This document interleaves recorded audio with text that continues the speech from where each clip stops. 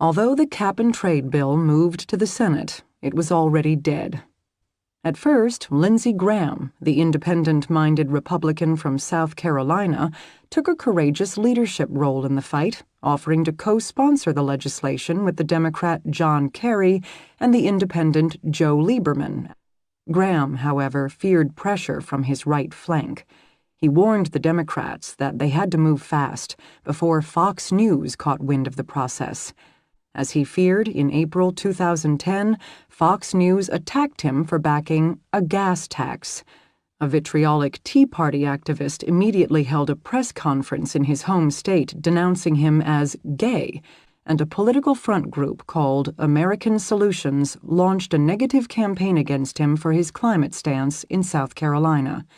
American Solutions, it later turned out, was funded by huge fossil fuel and other corporate interests, many of whom were in the Koch fold. Within days of the drubbing, Graham withdrew from the process. Opponents of climate change reform got their wish. I started traveling with Senator McCain, who's been a climate change advocate for a long time, and I went to the Arctic region with him and Senator Clinton. And we went to Alaska, to the native territories up there, and Canada. And anecdotal stories were pretty strong that, Alaska's heating up, villages are going in the ocean. We went up to Norway, to Svalbard, and looked at the effects in the Arctic. And we did a lot of, went to Greenland with him and saw the Greenland ice cap and how fast it's melting. And I came to the conclusion from listening and to the scientists, but from people who've lived in these regions, that the canary in the coal mine is in the Arctic regions, and that the planet is heating up. How much is caused by greenhouse gases, I don't know, but I believe to some extent is a contributing factor. This is not about polar bears for me. It's about jobs, cleaner air, and pure water. Why can't America have the cleanest air and purest water of any place in the world? We should make that a national goal.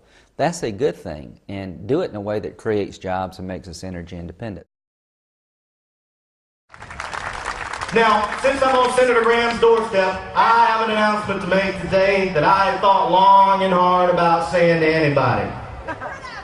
But considering the fact that Senator Graham is the #1 Republican in the country trying to pass amnesty for illegal immigrants, and considering the fact he presented in a group I do consider to be racist called the National Council of La Raza, the National Council of the Race. Have you heard of them? Senator Graham spoke to them. He got an award from them, and he said that America is more of an idea than a place. Thank goodness my granddaddy who fought in the Ardennes Forest is in the ground and didn't hear that America is more of an idea than a place. He said that nobody owns this. Nobody owns being an American is what he told this racist pro-amnesty group. Sometimes I wonder what it would take to make a person sell their own country out like that. And there's one thing that it could be that I'm going to put out in the open here today.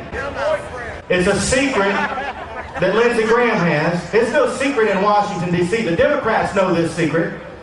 But Obama and Janet Napolitano know this secret. The business industries in Washington that won't open borders and amnesty know this secret. The general public doesn't know this secret. I hope this secret isn't being used as leverage over Senator Graham. So today, I'm saying, Senator Graham, you need to come forward and tell people about your alternative lifestyle and your homosexuality. Come out of that closet, Lindsey. Come out of that log cabin closet.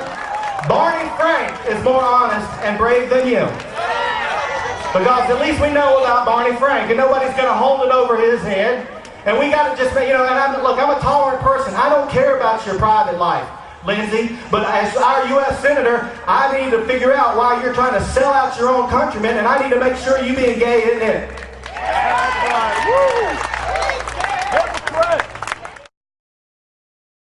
Lindsey Graham, you worked with Democrats and President Obama when it came to climate change, something you know is extremely unpopular with conservative Republicans.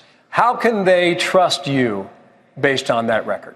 You can trust me to do the following, that when I get on stage with Hillary Clinton, we won't be debating about the science, we'll be debating about the solutions. In her world, cap and trade will dominate. that will destroy the economy in the name of helping in the environment in my world will focus on energy independence.